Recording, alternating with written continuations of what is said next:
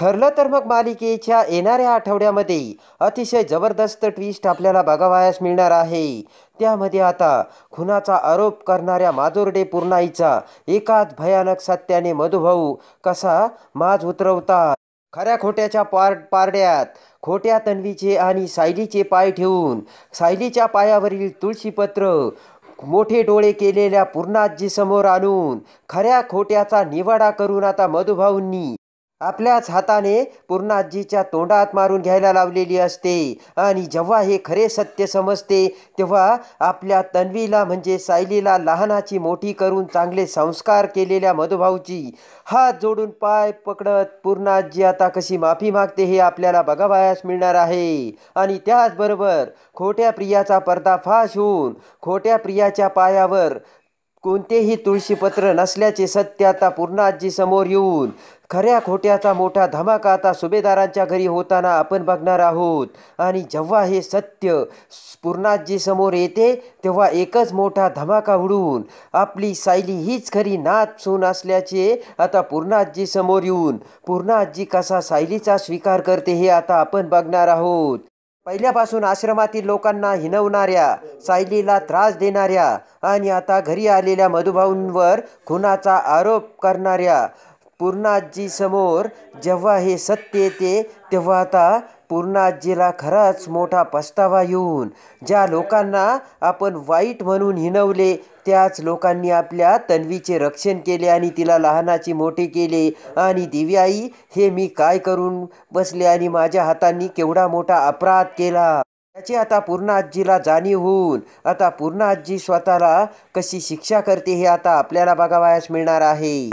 अपघातात सापडलेल्या आपल्या तन्वीला वाचवून लहानाचे मोठे करून खूप मोठे चांगले संस्कार करून लग्न म्हणून आपल्याच घरात सून म्हणून पाठवले आणि आपल्यावर हे केवढे मोठे उपकार केलेत आणि या उपकाराची परतफेड आपण त्यांना हिणवून कसे करीत होतो हे आता पूर्णाजीच्या लक्षात येऊन खऱ्या खोट्या सत्याचा मोठा उलगडा होऊन आता पूर्णाजी मानाने सायलीचा स्वीकार करून तिला हक्क मिळवून आता मधुभाऊची माफी मागून मधुभाऊला मानाने आता सुभेदाराच्या घरात स्थान देते आता आपल्याला बघावयास मिळणार आहे. त्यामध्ये आता मधुभाऊ घरी आल्यानंतर सायली आनंदाने वेडीपिशी होऊन मधुभाऊ समोर पिंगा घालून नाचत असते. तर आता मधुभाऊंना काय दाखवावे आणि काय करावे आणि कुठे ठेवावे असे सायलीला होऊन सायली ही आनंदाने एका मुलीसारखी वेडी झालेली असते.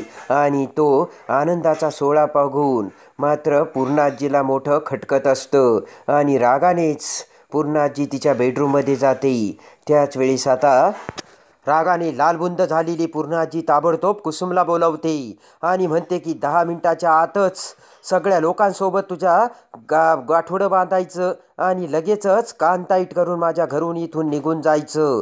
तेव्हा आता पूर्णाजीचा तो रुद्रावतार बघून कुसुम खूप घाबरलेली असते आणि मी बोलते त्यांच्याशी असे म्हणत आता कुसुम बाहेर गेलेली असते.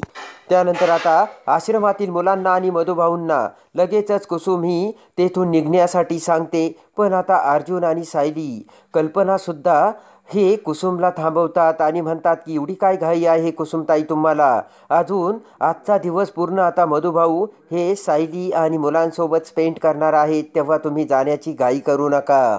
सायलीचे प्रेम तर मधुभाऊची अपार माया आणि त्यांचा तो आनंद बघून आता कल्पना प्रताप अर्जुन अश्विन विमल सगळेजण तोंडात बोट घालतात.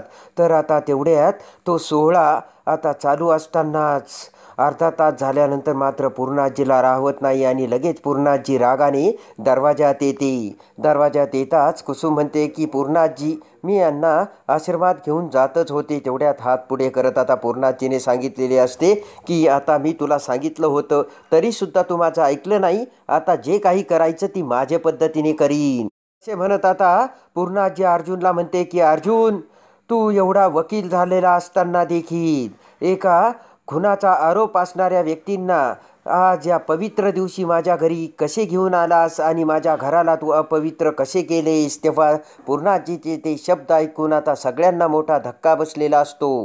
पूर्ण आजी म्हणते की माझ्या घराला तू अपवित्र केलंस आणि अशा खुनाचा आरोप करणाऱ्या माणसाला कुणाच्या परवानगीने तू इथे आणलेस. तेव्हा अर्जुन म्हणतो की पूर्ण आजी हे तू काय बोलतेस. अगं मधुभाऊ हे सायलीचे वडील आहेत आणि खूप दिवसानंतर आज दिवाळीच्या दिवशी मुलगी आणि एक बाप एकत्र येऊन आनंद साजरा करतो, याचा तुला आनंद व्हायला पाहिजे आणि तू हे उलट काय भलतेच बोलतेस. तेव्हा पूर्ण आजी म्हणते की अर्जुन माझ्या प्रश्नाला तू उत्तर देऊ नकोस. वयाचा विचार न करता आता पूर्णाजी मधुभाऊ आणि कुसुम यांना सुद्धा बोलू लागते. सायलीला देखील राग आलेला असतो. सायली विचार करते की आपण या घरची सून आहे. आपल्याला पूर्णाजी काही जरी बोलली तरी आपण ते ऐकून घेऊ. पण आता माझ्या मधुभाऊंची काही चूक नसताना आणि कुसुमताईची चूक नसताना पूर्णाजी एवढ्या वाटेल ते बोलू राहिल्यात. आता हे लोक कसे सहन करतील आणि यांचा असा काय अपराध आहे. पहिल्यापासूनच पूर्णाजीने आपल्याला त्रास देऊन हिणवले आहे आणि आता देखील पूर्णाजी तेच करतायत. आता हे कुठेतरी थांबलेच पाहिजे असा आता सायलीच्या मनात विचार येतो. पूर्ण आजीने मधुभाऊला खुनी म्हणून हिणवले जाता जाता सायलीच्या मनाला खूप टोचलेले असते आणि सायलीला खूप वाईट वाटतं. आणि आता पूर्णाजीचे ते बोलणे ऐकून आता प्रिया मात्र भलतीच खुश झालेली असते आणि पुन्हा मोठेपणाचा मुखवटा घेऊन प्रिया ही सर्वांसमोर येते आणि म्हणते की पूर्णाजी बघितलंस ना तू, आज मी सत्याची बाजू घेऊन कोर्टामध्ये मधुभाऊंच्या विरोधात साक्ष दिली आणि मला त्यांनी कोरडा आशीर्वाद दिला. आणि सायलीचे ते बघा किती गुणगान करू राहिलेत. लहानपणापासून आम्ही दोघीही मधुभाऊंना मुलींसारखे होतो, पण ते आता त्यांनी कसा भेदभाव करायला सुरुवात केली. पूर्णाजी समजलं का तुला ही माणसे कशी आहे. पण मी प्रतिमाची मुलगी आहे आणि मी सत्याची बाजू घेऊनच वागते, कळलं का आता. तेव्हा आता सगळेजण प्रियाकडे बघू लागतात. प्रिया म्हणते की माझ्या आईसारखीच मी वचनाच्या पायाने त्याच वाटेवर जात आहे. तेव्हा आता पूर्ण आजीला सुद्धा प्रियाचा अभिमान वाटू लागतो.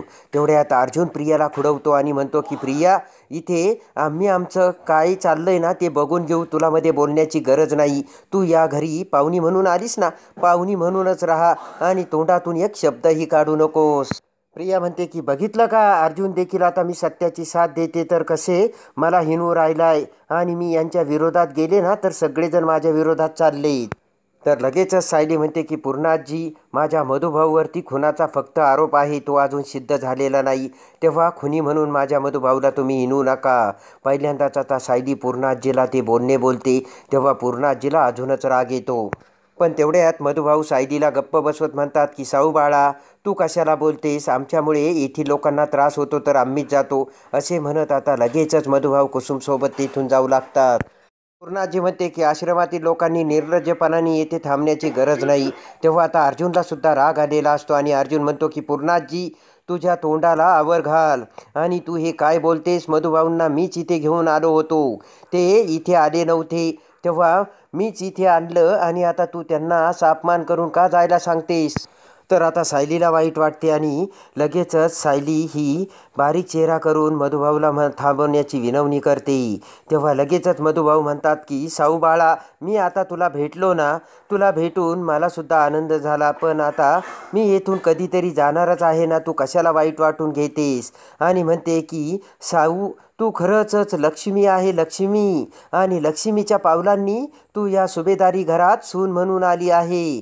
तेव्हा तू इथे सून म्हणूनच राहा आणि तुझ्या पायावरील त्या तुळशीपत्राने आणि लक्ष्मीच्या पावलाने तू साक्षातच लक्ष्मी आहेस. लक्ष्मी, माझ्या आश्रमाला तू सोनं केलंस तसेही या घराला तू सोनं कर, सगळ्यांना आनंदात ठेव.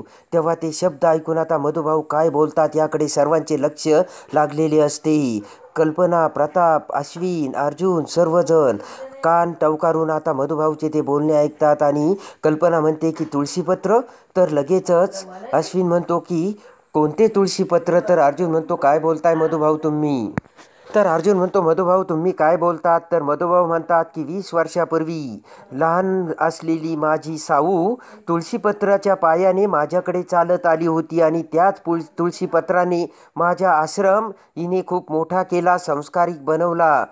त्या पायातील तुळशीपत्राच्या खुणेत साक्षात लक्ष्मी वसलेली आहे आणि त्यामुळेच सायली ही जिथे जाती त्या घरात साक्षात लक्ष्मीचा वास असतो. तेव्हा ते बोलणे ऐकून आता सगळ्यांना मोठा उलगडा झालेला असतो. लगेचच पूर्णाजी म्हणते की लक्ष्मीचे पाऊल आणि तुळशीपत्र हे काय बोलतायत. तर लगेच कल्पना म्हणते की खरं काय आहे मधुभाऊ. पूर्णाजी म्हणते की तुळशीपत्र तर माझ्या तन्वीच्या पायावर आहे. तेव्हा मधुभाऊ म्हणतात की नाही, तुळशीपत्र खरं माझ्या साऊच्या पायात आहे आणि त्यातच लक्ष्मी वसलेली आहे. तेव्हा लगेचच मधुभाऊ म्हणतात की तुमच्या तन्वीच्या पायावर तुळशीपत्र नाही, फक्त माझ्या साऊच्याच पायावर आहे. तेव्हा लगेचच आता पूर्णाजी तन्वीला समोर बोलावते आणि सायलीला सुद्धा समोर बोलवते. दोघींनाही मोठे डोळे करून पूर्णाजी म्हणते की तुमचे पाय वर करा.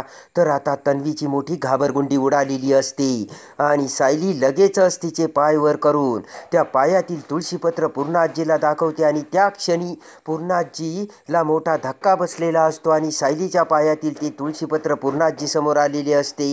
आणि त्याच वेळेस आता पाय वर करण्यास तन्वी ही हेकाझोका करू लागते. तर पूर्णाजी म्हणते की तन्वी पाय वर कर. तेव्हा तन्वी नाविलाजाने पाय वर करते. तर मात्र आता तन्वीच्या पायावर तुळशीपत्राची खूणच नसते आणि ते बघून आता खूप मोठ्या सत्याचा भडका उडून खऱ्या खोट्या तन्वीचा त्या क्षणी सेकंदात पूर्णाजी समोर मोठा उलगडा झालेला असतो आणि तन्वीचा म्हणजे प्रियाचा पर्दाफाश झालेला असतो.